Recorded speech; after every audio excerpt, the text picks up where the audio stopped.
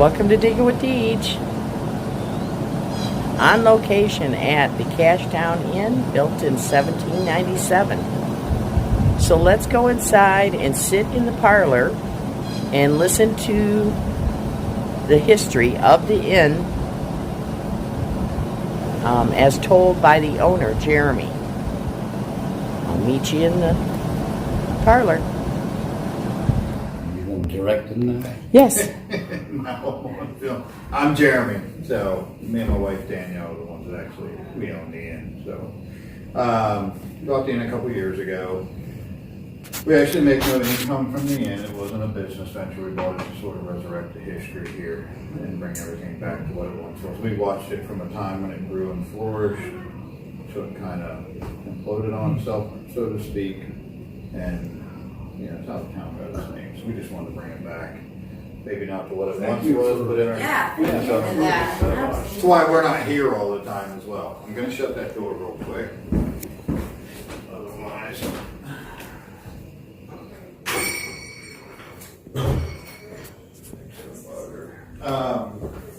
So I'm not a historian. I spent two and a half years now digging into the history on the inn.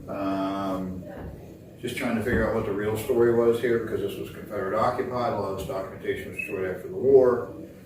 So to really find out, what went on here, it's very tough to do. When you read history books, there's a lot of stuff in those that contradicts itself as far as when it comes to Cashtown. We didn't have as many eyes up here on things like it was in Gettysburg, so there wasn't as good a documentation as far as when the troops got here and what happened, transpired, blah, blah, blah. So I'm only going to tell you things that I know to be factual as I know it. I'm not saying you're going to agree with it, all of it, and that's okay.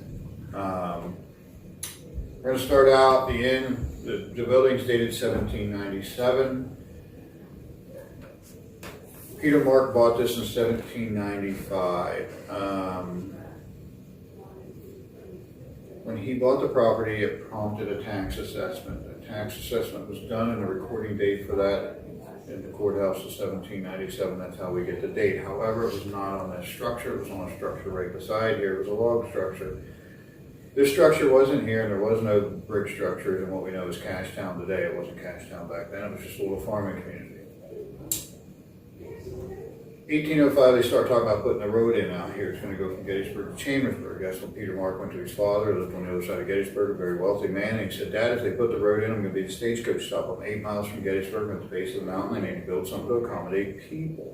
His father agreed and lent him the money, and they started construction on what we're in today. Now, we don't know the exact start date. We don't know the exact completion date.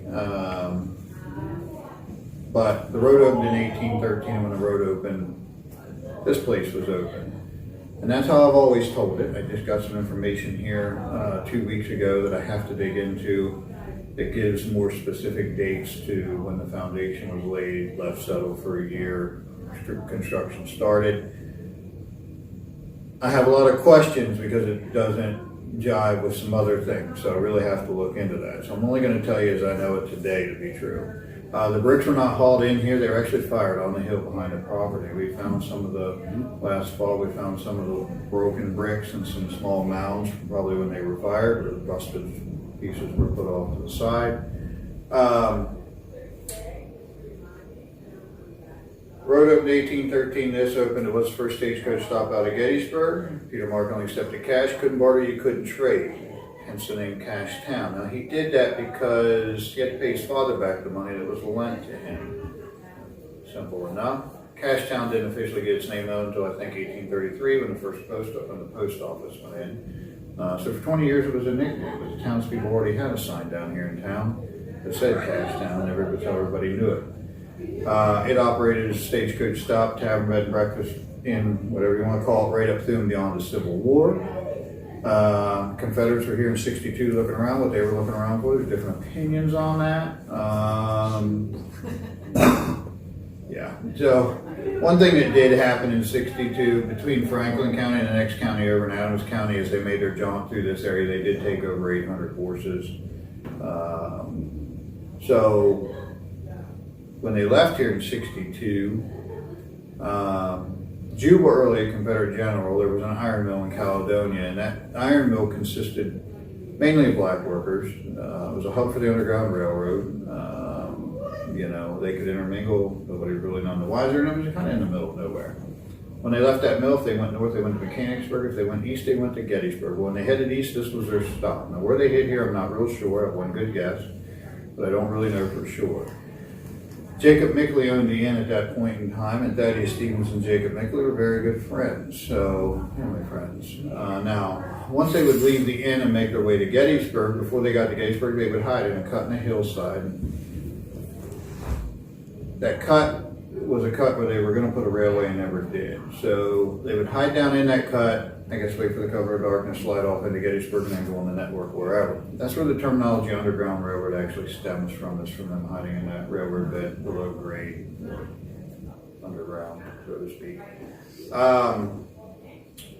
Jubal Early realized the mill was being used as part of the Underground Railroad, so he burned it down to break up the hub, which it probably did.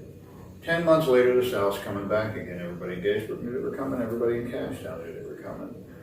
On that day, Henry Hahn and four of his brother-in-laws were sitting out here at the bar drinking. Henry Hahn was blowing off the mouth. They was going to shoot the first Confederate king over the top of this mountain. Well, he drank up enough courage and he headed out of here with two of his brother-in-laws. They picked up another guy along the way somewhere up the road here. A few miles up, they hit on the left-hand side in the rocks.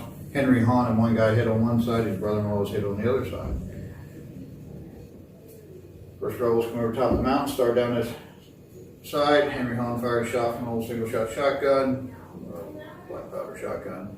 A few seconds later, one of the soldiers wheeled around and fell off their horse.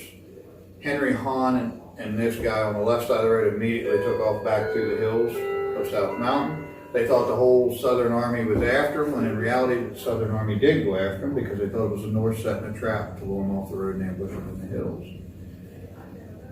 South came on down the road, came down here into town, demanded to know who shot their soldier, and if they didn't tell them, they were going to burn the town down. These people had no idea. Just a couple drunk idiots on the road did something stupid. South soon realized that. They came up here, came in the inn, and made themselves at home. Jacob Mickley owned this at the time.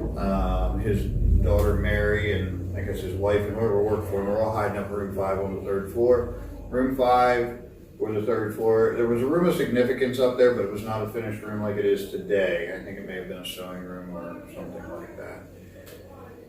Once those gals realized this house was here to stay, they came down, they cooked, they cleaned, and went about their daily chores, and anything documented about any of them, they were all treated with the utmost dignity and respect. Nothing bad happened here. All I'm going to say, I always say it's about a week prior to Gettysburg. I feel it was probably roughly 5 days prior to Gettysburg. You read it different ways. Some say it was just 2 days or 3 days prior, but I do think I think it was more like 5 days prior personally.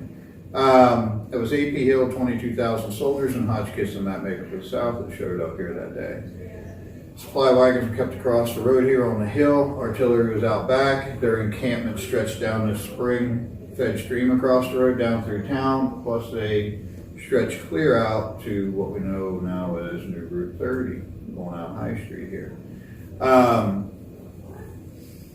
Lee had given all these generals orders to converge on to Cashtown. As far as the South was concerned, the Battle of Gettysburg was never intended to be fought in Gettysburg. If the South could come here, Hotchkiss laid this off. They could fortify this high ground. This was the last piece of high ground before you get to Gettysburg.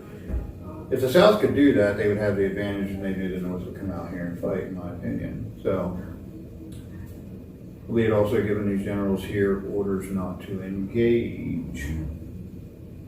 So how do we end up in Gettysburg? Well, on the morning of the 1st, Henry Heath leaves here, decides he's going to Gettysburg, whether he's doing some recon or scouting or looking for supplies or whatever, but he leaves here and he heads to Gettysburg. He goes 6 miles, he crosses Marsh Creek.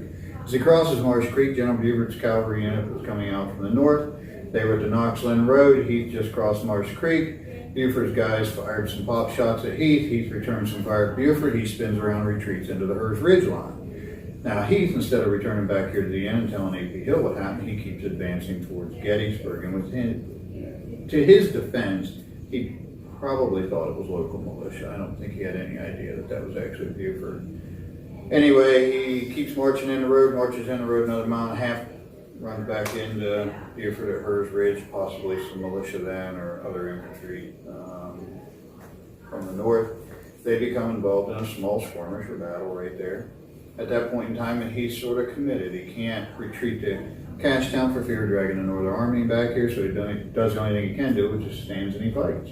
He sends a rider back to the inn. That rider rides back to the inn, tells A.P. Hill what happened. A.P. Hill releases more men to back him up. A.P. Hill also sends Hotchkiss packing back to Virginia because they don't want anything to happen to the map maker. He also sends a rider to go find General Lee, who the night before was 12 to 16 miles away in Chambersburg. This is where things start to get a little sketchy as far as timelines. That rider leaves here, he rides up this road. The first group of soldiers he's going to run into is a group of soldiers that camped on the mountain the top of this mountain the night before. They'd already started heading down this road this way. He tells them what's transpired in Gettysburg, and they come rolling down past the inn, I'm guessing somewhere around lunchtime or shortly after. A lot of people mistake that as General Lee coming down the road. It was not. That rider continued on over the mountain, and he intercepts Lee somewhere. And I say intercept because to the best of my knowledge, he had to have intercepted Lee somewhere. Lee would have had to have left if he was really 12 to 16 miles away. He would have had to left Chambersburg at roughly 3 in the morning and started marching this direction, because from where he was in Chambersburg at that distance, it would have taken him 12 to 15 hours to march. I've talked to a lot of historians around the country to try and figure this out. It would have made sense that he would have left early, because marching him in the dark when it was cool was a lot better than through the heat of July in the summertime. So we're going to say Lee left roughly 3 o'clock in the morning, started heading this way. This rider intercepts him at some point in time on the road, I don't know where, tells him what's transpired. Lee basically hot-foots it here as quick as he can, which leads us to the painting of Dale Gown, where Lee shows up out front. He's talking to A.P. Hill in the red shirt. Longstreet's over there on a horse beside the battle flag, and they're trying to figure out what's going on in Gettysburg. They supposedly can hear the gunfire and so on and so forth. At this point in time, they're not real sure. Now, Lee does not, from this moment on, leave here and just ride into Gettysburg. What he does, he sends A.P. Hill into town to figure out what's going on, and Longstreet goes with him. We know this for multiple reasons. Over here on the Hilltown Road, there's a stone house. They just found a diary about 35 years ago from the lady who lived there at the time. And she wrote, late in the day on the 1st, there were some Confederates in her yard killing a goat and some chickens. She went out with a broom and was beating them out of the yard. A man on a horse rode up in the yard demanding to know what she was doing to his soldiers, and she said, quite frankly, they're stealing food out of my children's mouths. I'm a widow with 8 kids, this is all I have. That man introduced himself as General Robert E. Lee, and then paid her with 6 pieces of silver to offset the damage.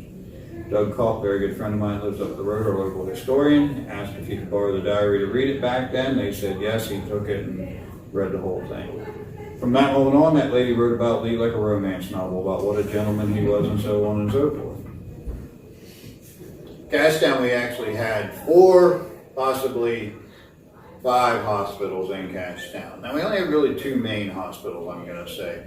The inn was the main hospital. We treated soldiers in the basement, moved into our livery stable, which was in the middle of our parking lot. To the top left of the window is a picture of our livery stable that one sat out there.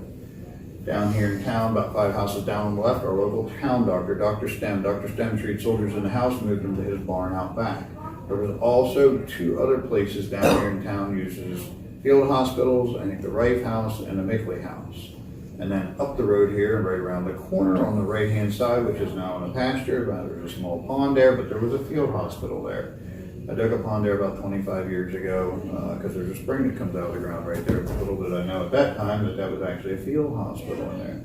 Doug Culp had dug some bullets up there years ago that actually still had teeth marks in them, which was really cool. So, and we didn't haul any of the ground away or anything. It's all still right there, so whatever's still there is still there. But one of these days we're going to have to take a little better look at all that around that area. Dr. Stem wrote a biography in 1886. He wrote that late in the evening on the 1st, Lee was standing in the field across from his house, and after a brief period of time, Longstreet came up and met him. That all made sense. We know Longstreet returned to Cashtown at the end of day 1 with the prisoners they captured in Gettysburg. On day 1, they were kept in a field between Cashtown and Knightstown. We also know that Longstreet came in the end, made this his command the night of the 1st. So him coming up and meeting Lee made perfect sense. Dr. Stem wrote that after approximately 30 minutes time, both gentlemen left together.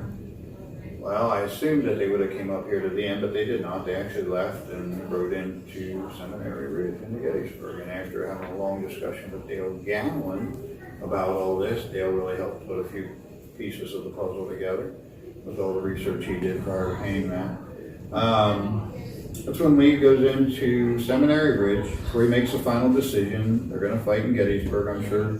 Ewell and Early and everybody else, they didn't want to give up all that ground they fought so hard for on day one, which I don't blame them. And they had a little bit of a false sense of getting something done because of how they ran the North back through Gettysburg, not realizing they only ran them back into the high ground and what a devil of a time they were going to have from there on out. So Lee makes that final decision. You can see the Northern campfires burning on the other side of town, and he says if they're there in the morning, we'll attack. Longstreet says, sir, if they're there in the morning, it's because they want you to attack. It's famous quotes in a bunch of books. Not a bunch of books, it's books. Now, shortly after that, from that moment on, they actually ride back here to the end. Now, this part did not make sense. Why would Lee ride the whole way back here to the end? Well, Fremantle told us that when Lee first arrived here that day, he'd come that fast from Chambersburg. His encampment and everything he traveled with was still 9 miles behind him, coming by horse and wagon. Realistically, if Lee doesn't get here till 5 or 6 o'clock, just say, that day on the 1st, originally, and his encampment was 9 miles back, means his encampment isn't getting here till 2 or 3 in the morning. So he's not going to stay in Gettysburg. He doesn't have his encampment. He has nothing other than what he has on Old Traveler there. So he comes back to the inn. That's when Longstreet comes in, makes this his command. I feel they probably got back here maybe 10:30 that evening. Realistically, I think his encampment shows up here maybe 2, 3 in the morning. And I think by 4:30 in the morning, Lee's on his way to Gettysburg with everybody in tow that hadn't already gone in, with the exception of Pickett. Pickett's men were left in Cashtown not to guard the inn, but to guard this road down here that goes to the right, that goes to Fairfield. The South was using that as a supply corridor.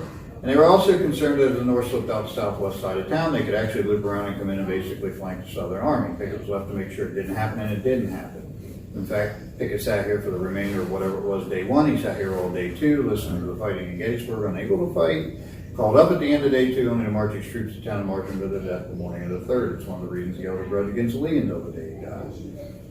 The hill right here behind us is known as Rock Top. It bears its name for a reason. It looks like Devil's Den up there. It's granite rock. I mean, it's really neat. We own most of that. Just this side of the top, east facing, the little flat spot, half the size of this room. That's where the flag corps was located for the South, and they were leapfrogging that flag signal in and back from Gettysburg. I can imagine it probably started at Tupelo at Seminary Ridge and then worked its way this way, so on and so forth. That's how Pickett was released to go to town. Pickett goes into town the end of day 2. Pickett was charged on day 3. We all know how that ended. Then came the retreat. Lee and Longstreet, they took more of a southern exit out through here, out through Fairfield. Lee I still think that was done tactically by Lee. He knew if the North was in any shape to go after anybody, they were going after him. He had multiple field hospitals this side of Gettysburg. He had hospitals in Cashtown, and he had to get these men out of here. I think it was a bit of a diversion by him doing that. This mountain pass was a lot more subtle, and to get wagons up over here and wounded out over here over the mountain, this was going to be a lot easier way to do it. Sent the bulk of these men, 32 to 38,000 back this way. Not all wounded, but primarily a lot of them were. They were all out of here by the end of the day on the 5th. Now, the only soldiers after they left here that remained in Cashtown was a handful in Dr. Stem's barn, and they were reportedly there up to 2 weeks later. After that, I have absolutely no idea what happened to them. That wagon train was 17 miles long when they left out of here, which means they were in Chambersburg and probably hadn't even fully left here yet. Been more Southern generals through that front door than any place north of Richmond. Maybe the only place in history outside of Richmond. They all converged on the same piece of ground, not necessarily at the exact same time. These are the original floors that the troops would have been walking on. We pulled up 4 layers of flooring in here to get to them, and we pulled up 5 layers of flooring to get to them in the tavern. These floors would have been a natural weed seed oil finish. They would not have been painted because they didn't start painting floors until 1882. The best of my knowledge.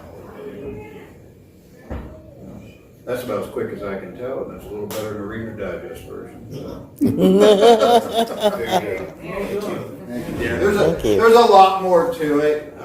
To be totally honest, we have a ton of history here at the end.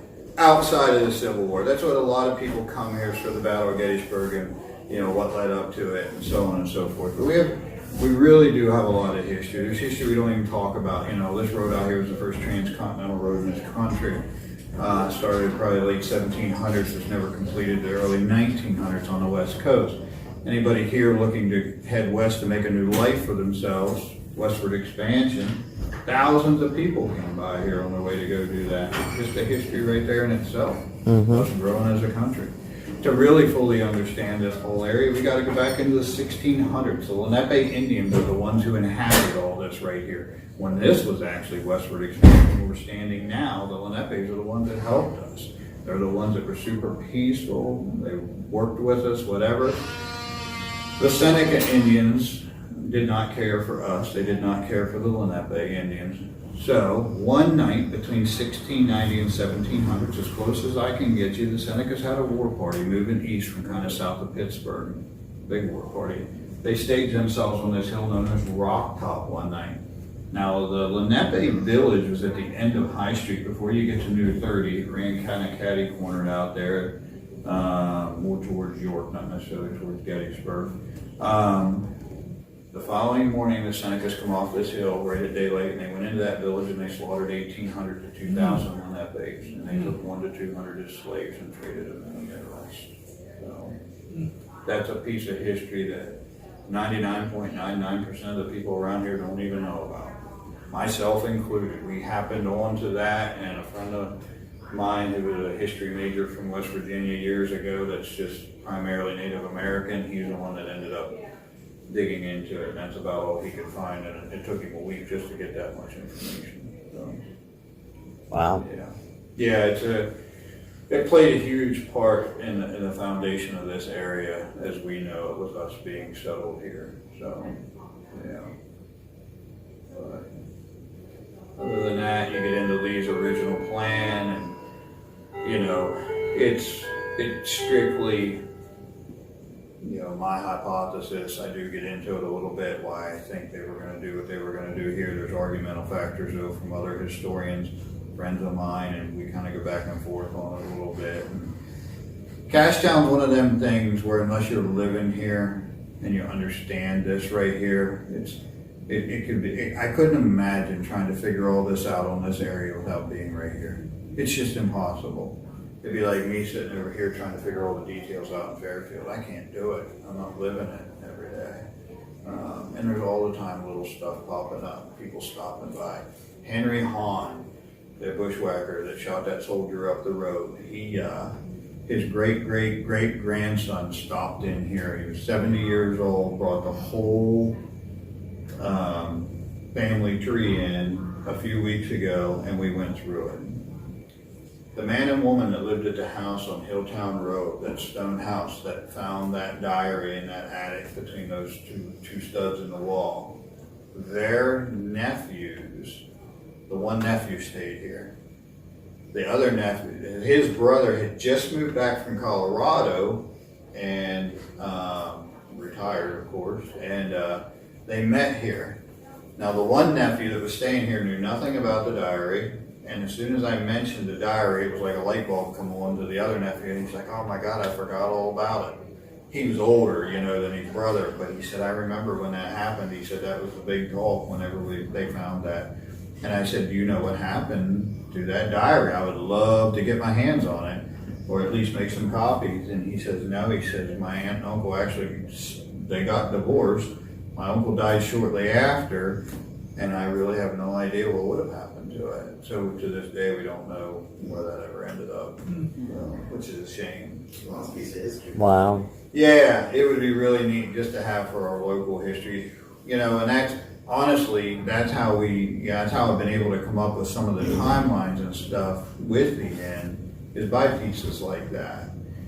Because when you think about this, and this is what I did right out of the gate, if he leaves here in the morning, he's not leaving before daylight. So he left after daylight the morning of the 1st. He has to go 6 miles, take fire, return fire, advance a mile and a half, become involved in a bout or skirmish, send a rider back 7.5. Then a rider has to ride 12 to 16, and then we have to walk Jesus, by the time all that happened, it'd been day 3. You know what I mean? So there had to be other underlying factors in there to make this timeline come together as we know it to be. And that's what I've told you this evening is as close as I can get with all the pieces of the puzzle we've been able to scrounge up in the last 2 years. And we're still working on it. For example, that piece of information that was brought to me simply because I have somebody, a very good friend of mine, trying to figure out, I had the information at one time and I don't know what happened to it. I was trying to figure out when our livery stable burnt that was in our parking lot. And I think it was in the 1930s. And I have to believe it was struck by lightning. For some reason, it's stuck in my head and I don't know. So I have him digging on that, and he literally has been digging for quite a while. And he's having a hard time finding it, but he's been finding all this other stuff. So as he finds all the other stuff, he brings it to me. Well, one piece that he brought me, and I have to go back to the source of where it was written or who they quoted in order to write it. It told that the foundation of this place was dug and laid in 1813 and then left settled during 1814. Construction started in 1815 and finished in 1817. The problem is everything that's mentioned is when the road opened, this opened. The tavern license was applied for long before that, and I don't know how you would apply for a tavern license for a building that's not even here yet. So I have a lot of questions. That's why I don't even use the information, but if it turns out to be true, then we're going to have to kind of adjust by a few years there on when this place actually got put up. But the exterior walls are 3 bricks thick, interior walls are 2 bricks thick, and it very well was the first brick structure in what we know as Cashtown today. It wasn't back then. There is 3 of these structures built within 3 miles of each other. This being the first one, and then 2 other ones to follow. Actually, the lady that owns one of the other structures down here, Forest Church Road, wrote a book, Suzanne Youngblood. There's only 2 places they're sold, the inn and down here at the bookstore. She did a very good job telling the townspeople point of view of what happened during this time. She put a lot of research and time and effort, did a really good job with the book. So, yeah, the military aspects is a lot harder to wrap your head around. What were they thinking? What were they doing? To me it makes good sense because I've been working on it, but a lot of people, there's a lot of argumental factors there as to what they were going to do and weren't going to do. So, to me it's simple. This is the straightest piece of road within probably 100 miles of here. You can set cannons up. You got the North going to march out this road. This was all wide open. You have Ewell and Early floating around here to the north, making it look like they're going to Harrisburg, and I don't think they ever were, because you see how fast they got to Gettysburg on day 1. Imagine if Lee would have got here and they set this up, and the North would have come out of town, and Ewell and Early would have walked in the road the same way they did on day 1. You'd have sandwiched the Northern Army between Cashtown and Gettysburg, and you could have gave them a heck. Just like a Chancellorsville, like that pinch. No. So that's my take on it. There's a lot of people that argue with me, and that's okay. It's just my opinion, what it is. So, but yeah, when you sit and look at the map, and really, it's pretty easy, I think, to get an idea, because you have options when you fight here. If you really report to the Northern Army, you can walk into town, point yourself south. We can go play capture the flag with 3/4 of the Southern Army going against only less than half of the Northern Army. And those guys are probably going to lose interest real quick when you all get down there. So if you just break up the Northern Army and say you want to go up to Harrisburg and tear up some industrialization, you bought yourself the time to go do that and then to get out of here without the North building underneath of you. Everybody's like, well, I don't know why they just didn't go up north and do what they wanted to do. I was like, you can. You go up north and the Northern Army builds up underneath of you. You only have 2 options. You're either going to fight your whole way home, or the North's going to drive you up into New England and the war's going to be over. That wouldn't be a smart move. But so you had to do something here. And why not fight here when you can then give yourself options? You fight west of here, you don't have those options because you can't walk in the road and point yourself south. If you're going back where you came from, you come in here, fight And when you go to advanced, you've got options right there. So to me, that's where I stand with it. But you know, it's been written different ways to make us think different things, which is okay. If you're looking for more treasure hunting adventures, please check out some assorted playlists on different types of treasure hunting that I've created for replay. Get out and find your treasure, folks. It's just out there waiting. See you soon.